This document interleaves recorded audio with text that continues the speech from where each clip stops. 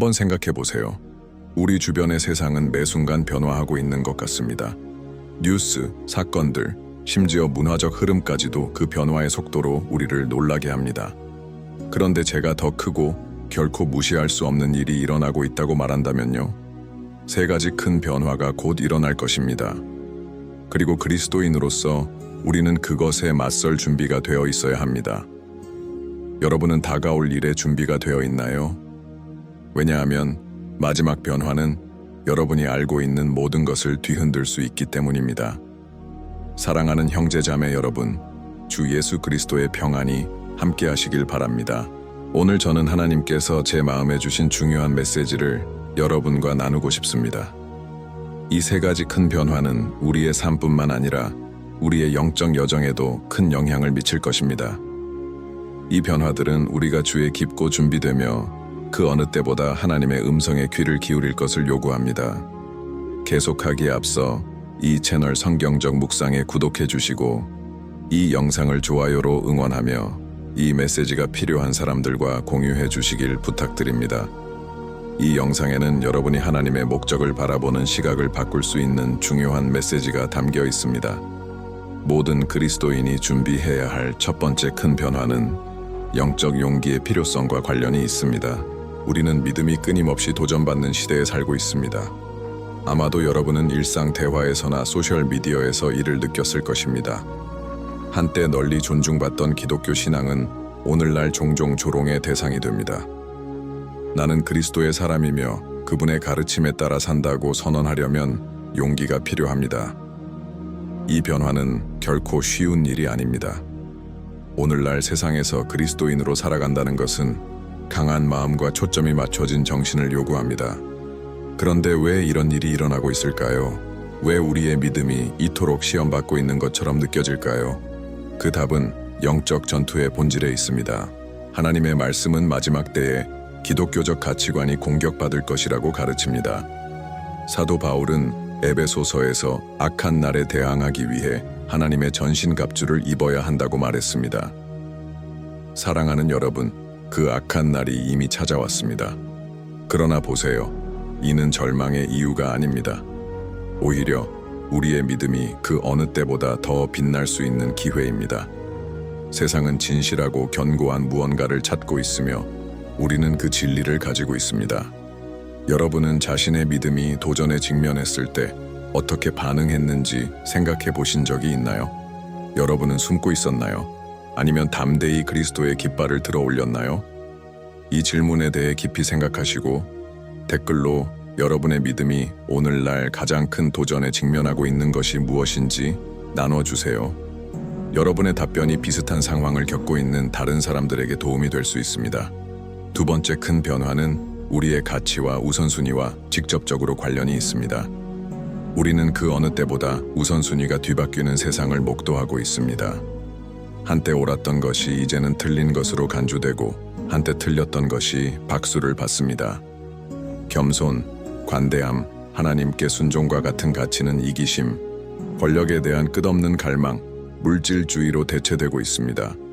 그리고 이런 변화는 세속적인 세상뿐만 아니라 교회 안에서도 일어나고 있습니다. 여러분은 물질적인 축복에만 초점을 맞추고 거룩함을 추구하는 것을 소홀히 하는 메시지를 들어본 적이 있나요? 이것은 비난이 아니라 경고입니다. 우리 그리스도인들은 첫사랑으로 복음의 본질로 돌아가야 합니다. 예수님께서는 우리를 소금과 빛으로 부르셨습니다. 세상의 기준에 순응하지 말고 하나님을 영화롭게 하는 삶을 살도록 부르신 것입니다.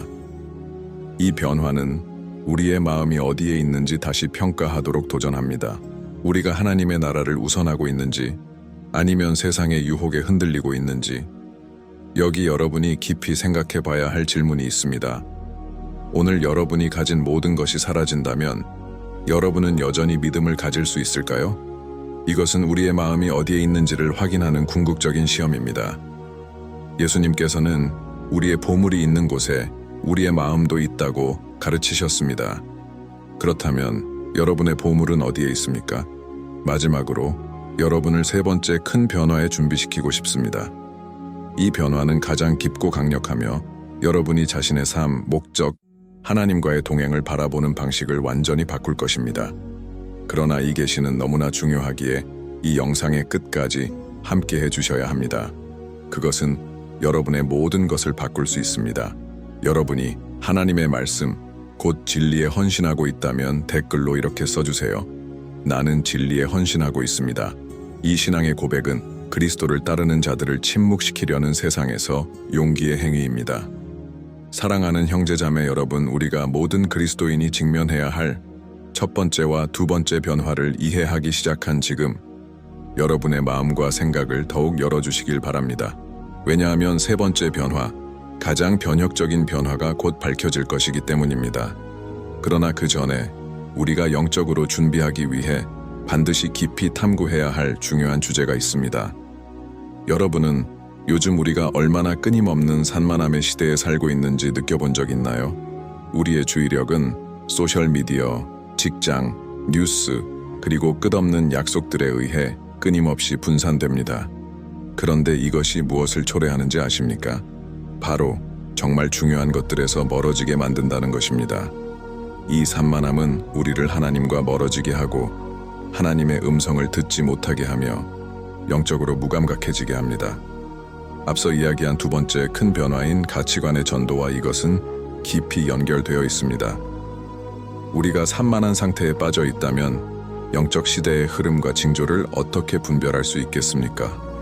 바로 여기서 영적 경계심의 필요성이 등장합니다.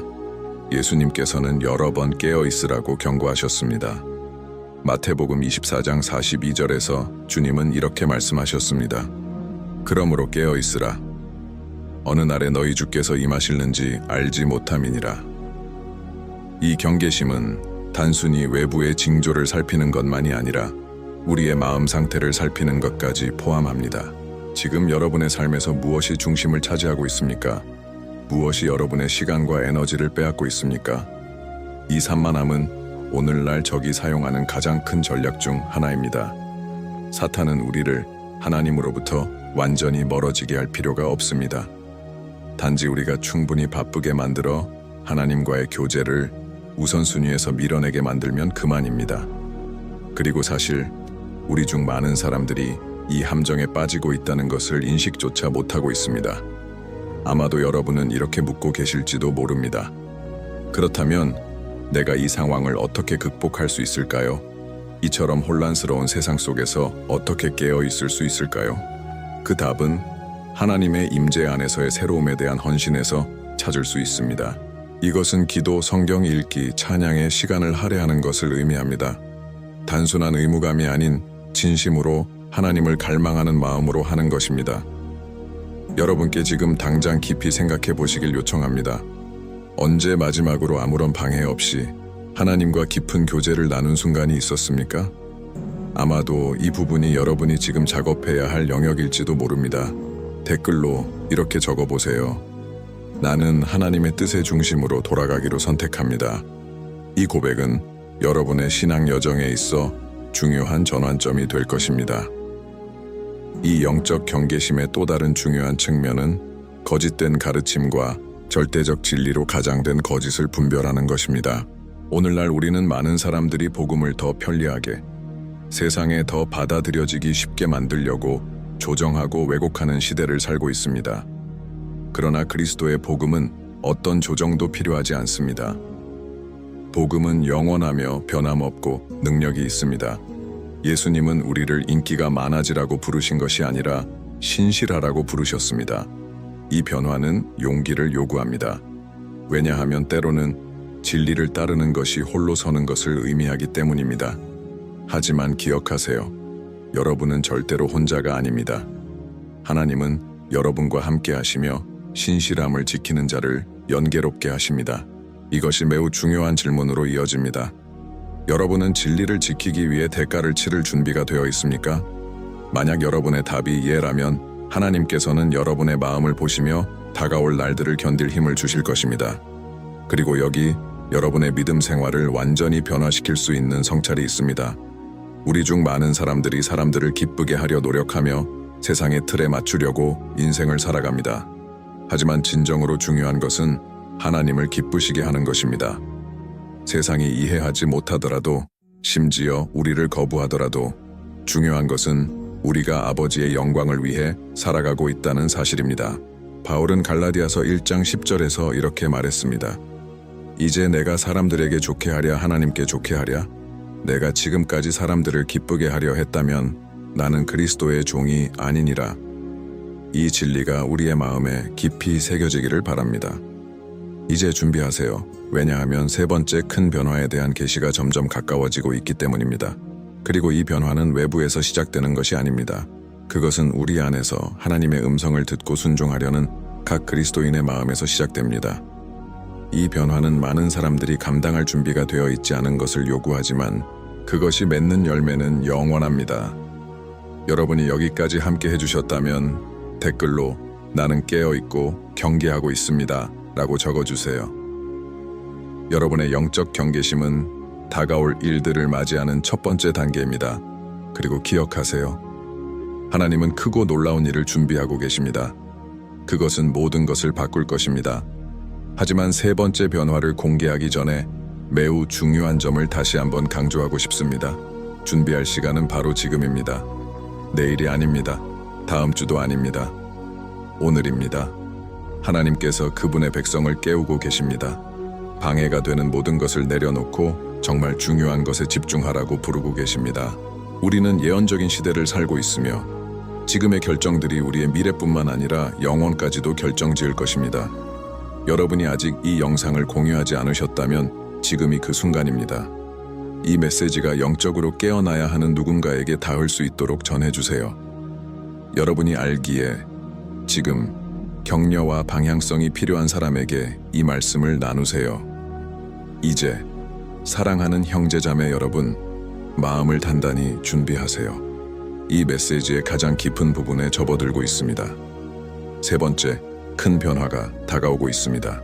그것은 단순히 도전이 아닙니다. 그것은 완전한 변화를 위한 기회입니다. 여러분의 믿음 여정을 혁신시킬 수 있는 무언가를 준비하세요. 믿으세요. 이 계시는 여러분을 위한 것입니다. 사랑하는 형제 자매 여러분, 이제 우리가 여기까지 함께 걸어온 지금 세 번째 큰 변화를 밝힐 순간이 다가왔습니다. 그러나 그 전에 깊은 숨을 들이마시고 마음을 여십시오. 왜냐하면 제가 지금 나눌 것은 단순한 도전이 아니라 여러분의 영적 갱신을 위한 놀라운 기회이기 때문입니다. 세 번째 큰 변화는 하나님의 나라를 위한 근본적인 헌신에 대한 부르심입니다. 이것은 외적인 변화나 우리 주변의 상황만을 말하는 것이 아닙니다. 이 변화는 우리 내면에서 시작되어 우리의 생각, 행동, 그리고 삶 전반에 영향을 미칩니다. 왜냐하면 이 세상은 신앙이 미지근한 사람들은 더 이상 견딜 수 없는 방향으로 나아가고 있기 때문입니다. 이제 우리는 용기와 결단으로 나아갈 때입니다. 예수님께서는 요한계시록 3장 16절에서 이렇게 경고하셨습니다. 네가 이같이 미지근하여 뜨겁지도 아니하고 차지도 아니하니 내 입에서 너를 토하여 버리리라. 사랑하는 여러분, 이것은 매우 심각한 메시지입니다. 우리는 더 이상 우리의 믿음을 단순히 삶의 부수적인 요소로 여길 수 없습니다. 이제는 전심으로, 전적으로, 두려움 없이 그리스도께 헌신해야 할 때입니다. 그렇다면 실제로 이런 근본적인 헌신은 무엇을 의미할까요? 그것은 하나님을 모든 것의 중심에 두는 것입니다. 여러분의 결정, 계획, 꿈, 모든 것이 하나님의 뜻에 따라야 합니다. 물론 이 길이 쉬운 길은 아닙니다. 우리는 끊임없이 자신과 자신의 욕망, 그리고 편안함을 우선하도록 밀어붙이는 세상 속에서 살고 있기 때문입니다. 그러나 예수님께서 우리를 부르신 길은 완전히 다릅니다. 예수님께서는 마태복음 16장 24절에서 이렇게 말씀하셨습니다. 누구든지 나를 따라오려거든 자기를 부인하고 자기 십자가를 지고 나를 따를 것이니라. 이것이 진정한 부르심입니다. 자신을 부인하고 오직 그분을 위해 사는 것, 이 말이 어렵게 들릴 수 있습니다. 그러나 진실은 이 헌신이 짐이 아니라는 것입니다. 오히려 이것은 우리가 진정한 평안과 기쁨, 그리고 목적을 경험할 수 있는 유일한 길입니다. 이 전적인 헌신을 통해서만 세상이 결코 줄 수 없는 자유를 발견할 수 있습니다. 그리고 하나님께서는 바로 그 자유를 여러분에게 주고자 하십니다.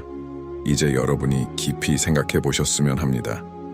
여러분의 삶에서 하나님께 아직 완전히 드리지 못한 영역은 무엇인가요? 아마도 여러분이 포기해야 한다고 느끼는 습관일 수도 있고 희생을 요구할 것 같아 미뤄왔던 결단일 수도 있습니다. 혹은 단순히 완전히 헌신하기를 두려워하는 마음일 수도 있습니다. 무엇이 되었든 오늘이 하나님께 그것을 맡길 때입니다. 댓글에 이렇게 적어주세요. 나는 주님께 나의 모든 것을 맡깁니다. 이 고백은 단순한 말 그 이상입니다. 그것은 믿음과 순종의 행위입니다. 이 변화, 이 근본적인 헌신의 부르심은 또 다른 진실을 담고 있습니다.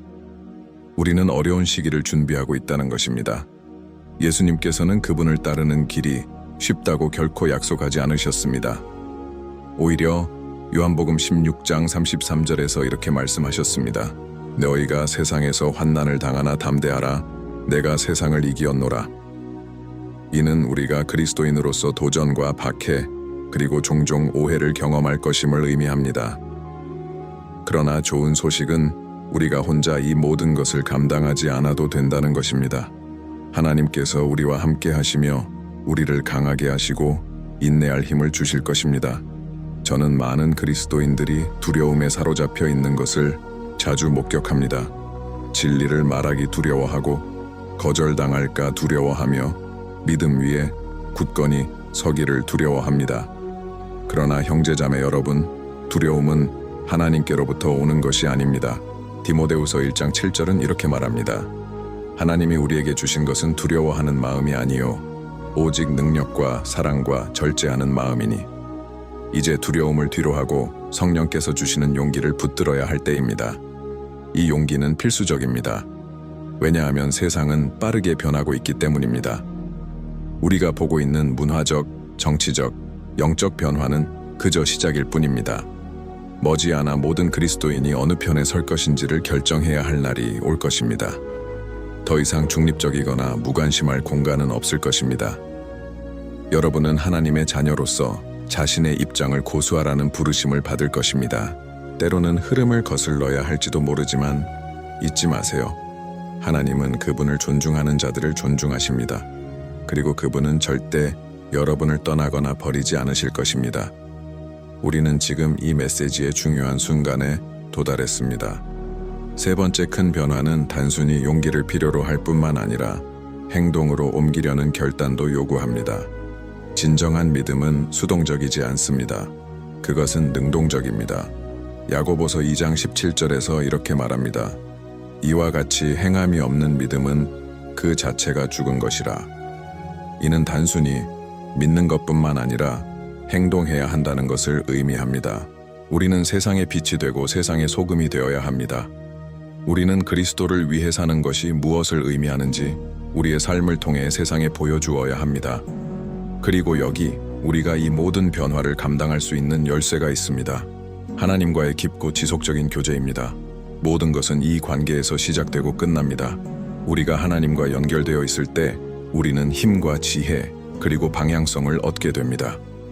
예수님께서 요한복음 15장 5절에서 말씀하신 것처럼 나는 포도나무요 너희는 가지라. 그가 내 안에 내가 그 안에 거하면 사람이 열매를 많이 맺나니 나를 떠나서는 너희가 아무것도 할 수 없음이라. 우리는 혼자서는 이 변화를 감당할 수 없습니다. 그러나 그분 안에 있으면 우리는 이길 수 있습니다. 여러분이 이 메시지를 여기까지 들으셨다면 하나님께서 여러분과 말씀하고 계시다는 것을 아시기 바랍니다.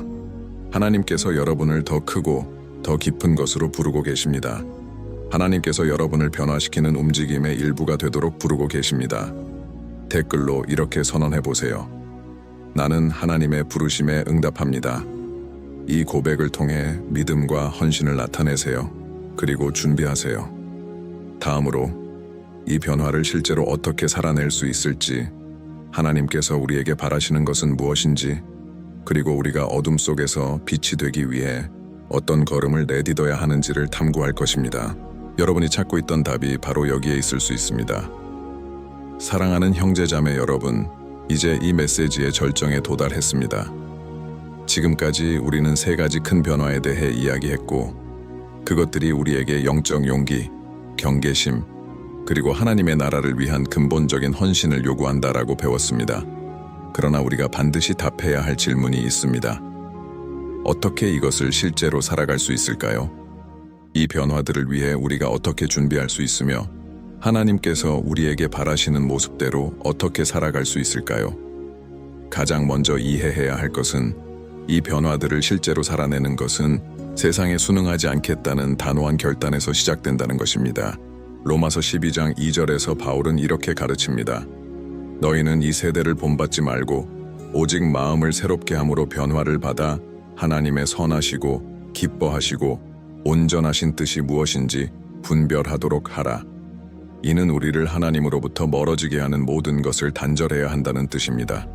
습관, 관계, 심지어는 우리의 생각까지도 하나님께 영광을 돌리지 않는 것이라면 내려놓아야 합니다. 그렇다면 마음을 어떻게 새롭게 할 수 있을까요? 여기서 하나님의 말씀의 능력이 들어옵니다. 성경은 단순한 책이 아닙니다.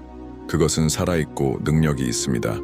성경은 우리를 안에서부터 변화시키며 삶의 방향성을 제시하고 우리가 인생의 도전에 맞설 수 있는 힘을 줍니다. 여러분이 다가올 변화들에 대비하기를 원한다면 매일 하나님의 말씀에 깊이 잠기셔야 합니다. 이것을 의무감으로 하지 마시고 영혼을 풍성하게 하는 영적 양식으로 받아들이세요. 게다가 이 변화들을 살아내기 위해서는 행동이 요구됩니다. 하나님의 말씀을 듣기만 하고 이전과 같은 방식으로 살아갈 수는 없습니다. 예수님께서는 마태복음 7장 24절에서 이렇게 말씀하셨습니다. 그러므로 누구든지 나의 이 말을 듣고 행하는 자는 그 집을 반석 위에 지은 지혜로운 사람 같으리니 이제 우리의 삶을 순종의 반석 위에 세울 때입니다. 이는 하나님께서 말씀하실 때 우리가 행동해야 함을 의미합니다. 그것이 아무리 어렵고 불편해 보여도 우리는 하나님을 신뢰하며 그분의 뜻을 따라야 합니다.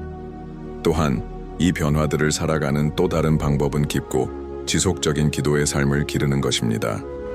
기도는 단순한 의식이나 형식이 아닙니다. 기도는 하나님 아버지와의 직접적인 연결입니다. 기도 안에서 우리는 힘과 평안, 그리고 결정을 내릴 수 있는 지혜를 찾습니다. 스스로에게 물어보세요. 여러분은 얼마나 많은 시간을 기도에 할애하고 있습니까? 여러분의 기도 생활이 진정으로 하나님께 헌신된 마음을 반영하고 있습니까? 만약 그렇지 않다면 오늘이 변화를 시작할 때입니다. 매일 조금씩이라도 기도에 시간을 내십시오. 시간이 지나면 그것이 여러분의 삶을 얼마나 변화시키는지 알게 될 것입니다. 사랑하는 형제자매 여러분, 다른 성도들과의 교제의 중요성도 결코 간과할 수 없습니다. 하나님께서는 우리를 혼자 걷도록 부르신 것이 아닙니다. 그분은 우리가 그리스도의 몸의 일부가 되기를 원하십니다. 서로를 세워주고 인생의 싸움을 함께 감당하도록 말입니다. 아직 교회에 나가지 않고 계신다면 교회를 찾으시길 강력히 권합니다. 신앙의 형제 자매들과의 교제를 대신할 수 있는 것은 없습니다. 교회는 우리가 강건해지고 지지를 찾으며 하나님의 나라를 위해 섬길 수 있는 곳입니다. 이제 여러분과 나누고 싶은 중요한 메시지가 있습니다. 그리스도의 증인으로 살아가는 것의 중요성입니다. 하나님께서는 우리를 어둠 속의 빛이 되고 맛을 내며 세상을 보존하는 소금이 되도록 부르셨습니다. 이것은 우리의 삶이 하나님의 나라의 가치를 반영해야 한다는 뜻입니다. 교회 안에서만이 아니라 직장에서, 학교에서, 이웃 사이에서, 심지어 온라인에서도 마찬가지입니다. 우리가 말하는 모든 말, 우리가 내리는 모든 결정, 그리고 우리가 보여주는 모든 태도는 그리스도를 가리켜야 합니다. 세상은 우리를 보고 있습니다, 형제자매 여러분. 그리고 우리는 잃어버린 자들에게 다가가기 위해 하나님께서 쓰시는 살아있는 편지입니다. 그러나 효과적인 증인이 되기 위해서는 정직과 진실함이 필요합니다. 우리는 복음을 말하기만 해서는 안 됩니다. 복음을 살아내야 합니다. 우리가 드릴 수 있는 가장 큰 증거는 변화된 삶입니다. 사람들이 우리를 볼 때 그들은 뭔가 다른 점을 보아야 합니다. 그것이 바로 그들이 우리가 섬기는 하나님을 알기를 갈망하게 만드는 것입니다. 마지막으로 제가 여러분께 기억시키고 싶은 것은 이러한 모든 변화가 아무리 도전적으로 보일지라도 그것은 두려움이나 걱정의 이유가 아니라는 것입니다. 그것은 하나님과 더 깊은 관계로 초대받는 기회입니다. 하나님께서는 우리를 온전히 살도록, 그분의 손안에서 도구가 되도록, 그리고 우리가 창조된 목적을 경험하도록 부르고 계십니다. 잊지 마세요. 여러분은 혼자가 아닙니다. 하나님께서 여러분과 함께 하시며 매 순간마다 여러분을 강하게 하시고 인도하고 계십니다. 이제 마무리를 하기 전에 한 가지 질문을 드리고 싶습니다. 여러분은 하나님께서 여러분의 삶을 위해 부르시는 부르심에 예라고 대답할 준비가 되었습니까? 여러분이 어디에 있든지 어떤 상황에 처해 있든지 하나님께서는 오늘 여러분을 부르고 계십니다. 댓글에 이렇게 써주세요. 나는 하나님의 부르심에 응답합니다. 이 결단이 모든 것을 바꿀 수 있습니다. 이 메시지가 여러분의 마음을 움직였다면 최대한 많은 사람들과 이 말씀을 나누기를 권합니다.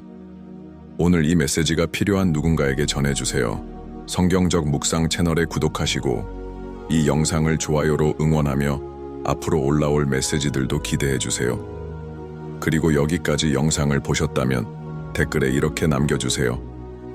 나는 예수님의 이름으로 변화에 준비되었습니다. 하나님께서 여러분을 강력히 축복하시기를 바랍니다. 여러분이 믿음과 은혜, 그리고 우리 주 예수 그리스도를 아는 지식 안에서 계속 성장하시기를 기도합니다. 기억하세요. 하나님께서는 여러분과 함께 하시며 가장 좋은 것은 아직 오지 않았습니다. 부르심을 받아들이고 다가올 변화에 대비하며 모든 것을 하나님의 영광을 위해 살아가십시오. 다음 영상에서 뵙겠습니다. 아멘.